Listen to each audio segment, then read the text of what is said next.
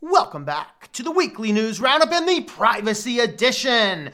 How are our privacy going to be taken away? You will find out today. Before we jump on in, if you are a person that is in need of a VPN, definitely consider private internet access. They have open sourced everything that they do, pretty much. You can connect up to 10 different devices. They will block ad trackers and things, and you can get a year access for $40. Have a look at my link, tlm.li/PIA. And let's go ahead and dump in. Before we jump on in, just take in that title. If you're listening and not watching, let me read it for you in its glory. Stanford details AnalPrint research.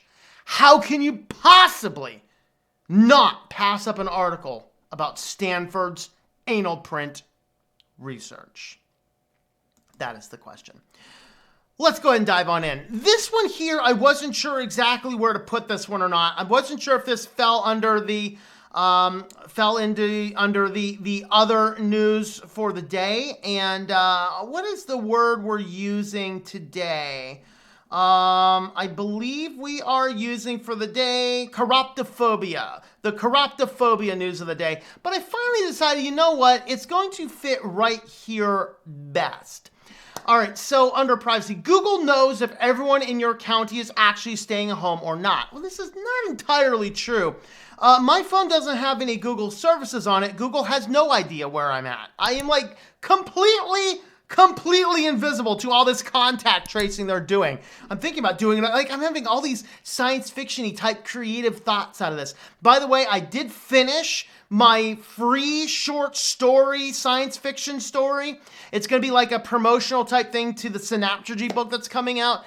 And as soon as I have done one or two more edits, I'm going to release it. It's not going to be perfectly edited and stuff. I wrote it in 1 week. I just want to get it out to you guys in light of the current situations. It's just a fun little short story. You can read it in an hour-ish or less or so.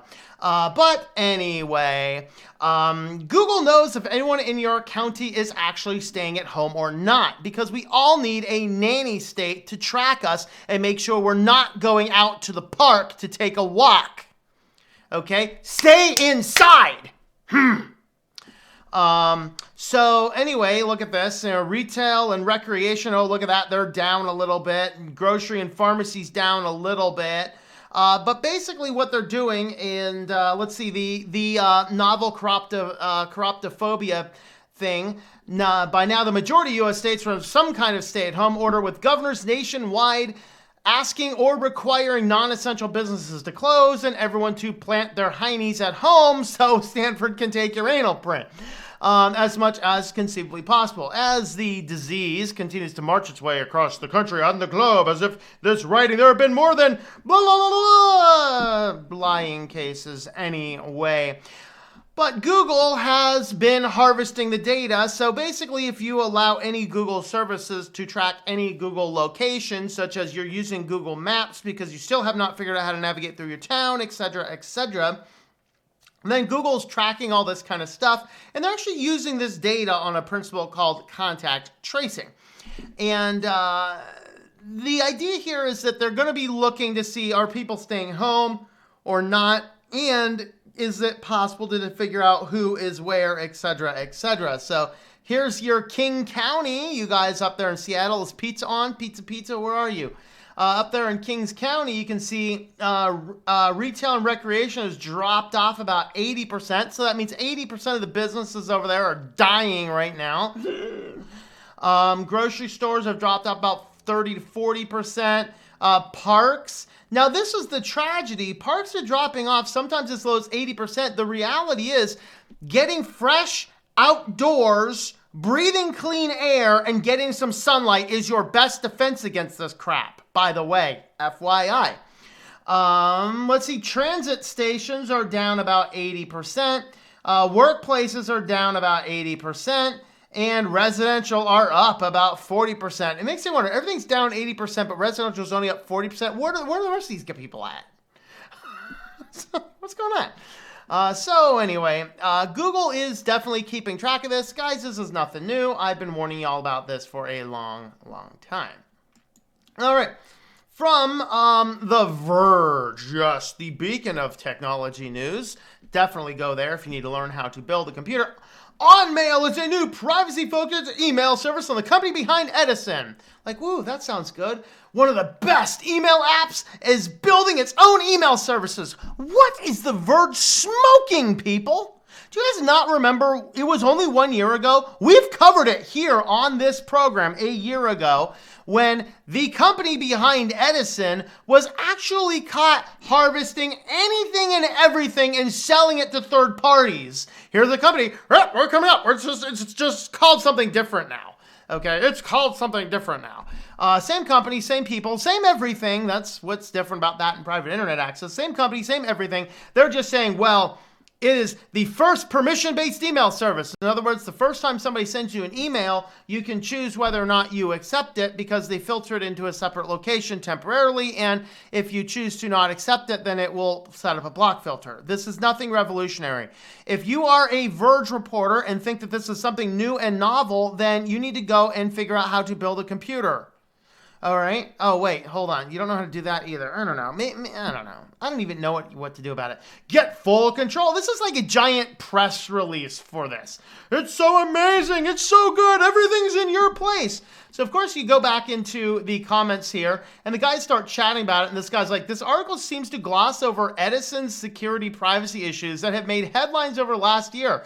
Why should we trust this new service, which puts even more data in their hands? This may be great, but without deeper explanation on this, it won't be the privacy nightmare. So, in other words, they did a PSA through The Verge, like, link? Oh, yeah, okay. Well, here's the link. If you guys don't remember, we did actually cover this, how big companies spy on your emails. So the popular Edison email app, which is in the top 100 productivity apps on the Apple Store, scrapes users' email inboxes and sells products based on that information to clients in the finance, travel, and e-commerce sections. The contents of Edison's users' inboxes are of particular interest to companies who can buy the data and make better investment decisions, according to a JP Morgan document obtained by Motherboard.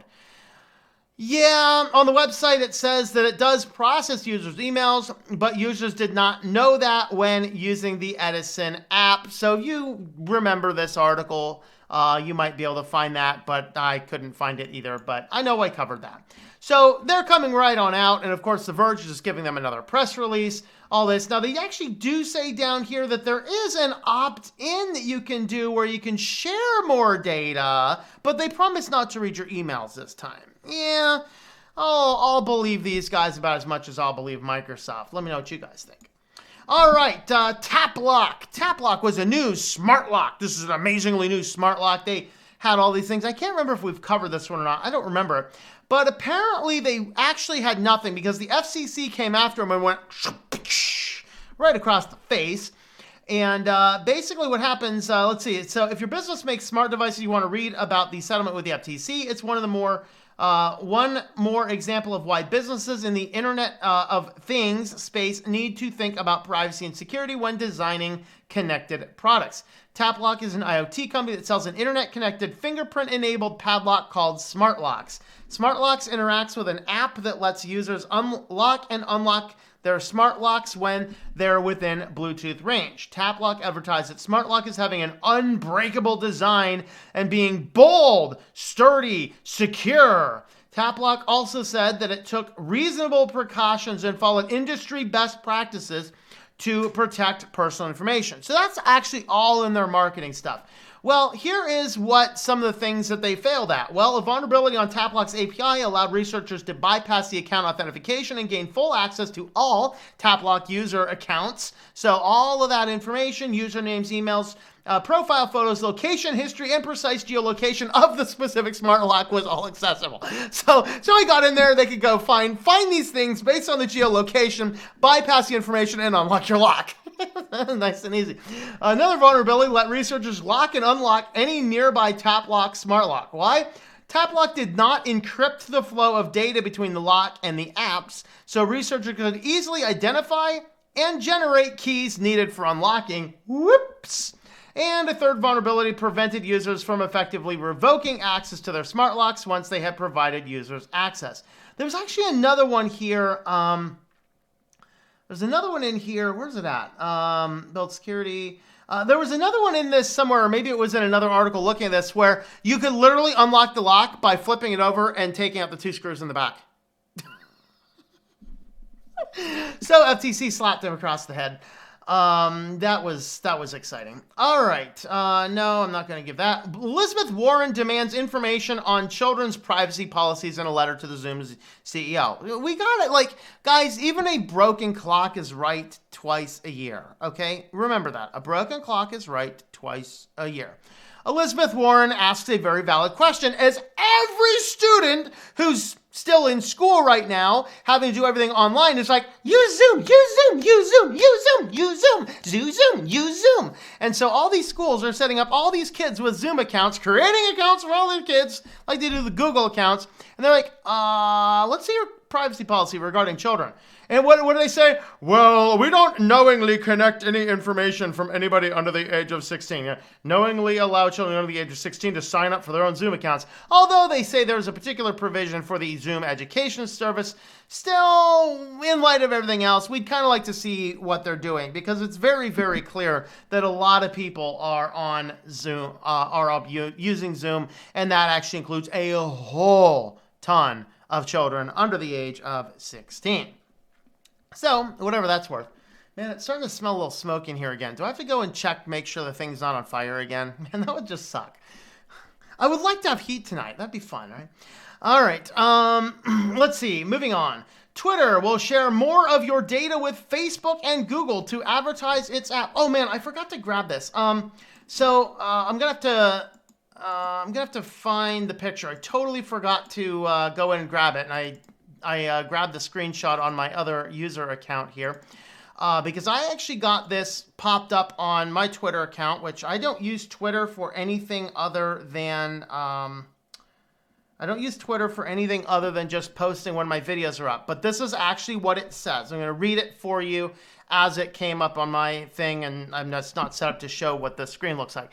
It says, an update to your data sharing settings. The control you have over what information Twitter shares with its business partners has changed. Specifically, your ability to control mobile app advertising measurements has been removed. But you can control whether to share some non-public data to improve Twitter's marketing activities on other sites and apps.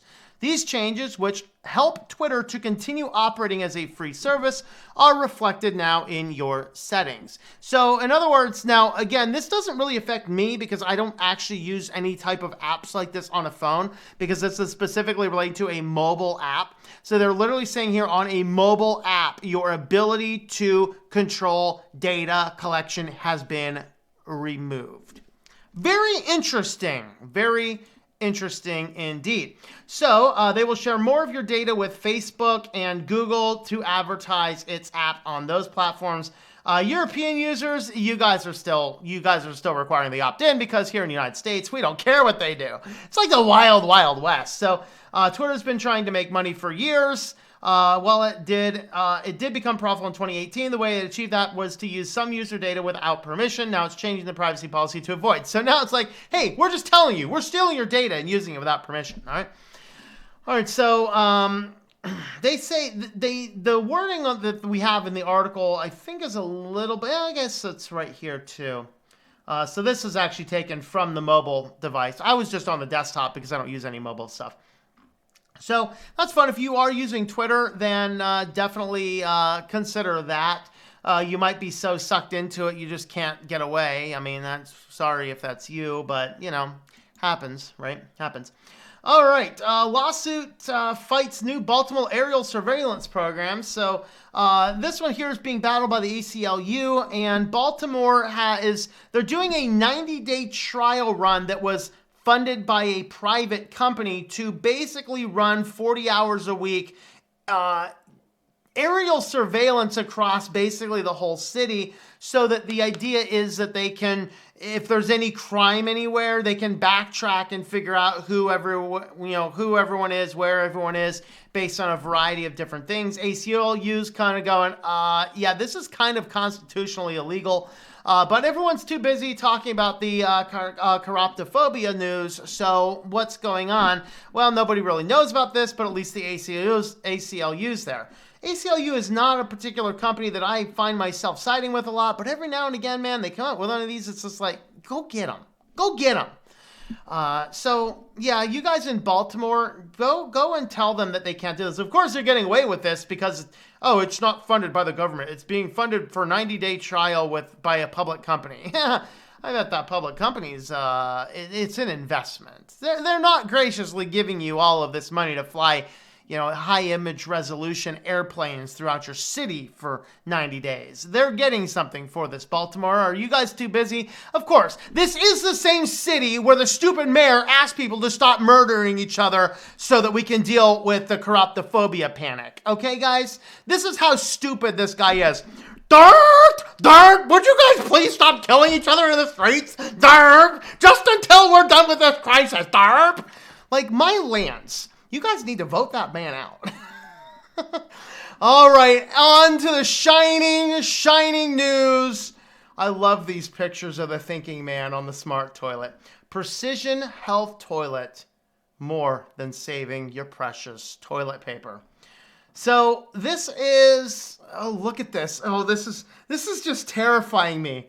Oh, we got the modernized poop emoji 2.0. We got AI. We got fingerprinting pointing down to the butt. We got Wi-Fi going on. We got the health going on over here. Some chemistry going on, all on the thinking man on the John. How could this just, I mean, come on, guys, come on. So the smart toilet has been traditionally referred to as a toilet system that focuses, so the first introduction says, hey, the smart toilet basically has been used in the past to, warmer, it warms itself, whatever else. But no, they said that's way too limiting. The new smart toilet has to be a medical device. We have to be able to track everything. We have to know who's who. We have to be able to use the information that we have in order to create a print. Okay, and so number one, what disease can we detect with the current precision health toilet system? Number two, what if the toilet system sensors are soiled by human? Number three, how do we deal with female stuff and male stuff in various seated positions? And how did you recruit your participants? So the first 3 months, we had a very low number of participants for the precision health toilet testing. 3 participants with only 1 successfully completing the task given. Number 2. The recruitment was solidly based on volunteers. It implied that the participants regard their toileting events as extremely private, thereby being reluctant to share or expose those events with our team, despite the non-invasiveness and scientific engineering interests of our study. To remedy this issue, we decided to financially compensate participants for their time and efforts, $20 per number 1, $50 per number 2, up to $300. How do we come up with the AnalPrint? This is a very sensitive issue related to privacy, especially in the case of female users where can be mistakenly extend to, this is just getting into hairy topic for this show. As mentioned above, in spite of the taboo, we are trying to advance the healthcare through our precision health toilet system. The potential for using the human butthole part as a biometric identifier is not a new concept. The famous painter Salvador Dali, 1904 to 1989, had already figured out that that part has 35 to 37 creases. Why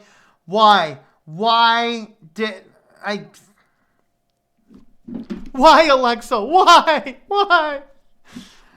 So apparently there was a painter who died in 1989 who figured out the number of creases and that they are as unique as fingerprints.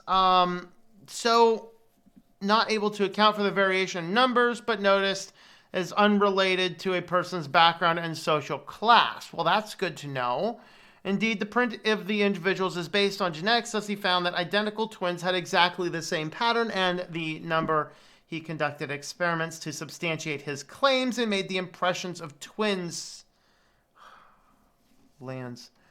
So Stanford's studying this, and they want to help out the health. And what I thought was the absolute best part about all of this is this line. If you are on my Discord server, you have already seen this line. This is just glorious, coming from a Stanford.edu website. Quote, "We know it seems weird, but as it turns out, your anal print is unique." Check, please.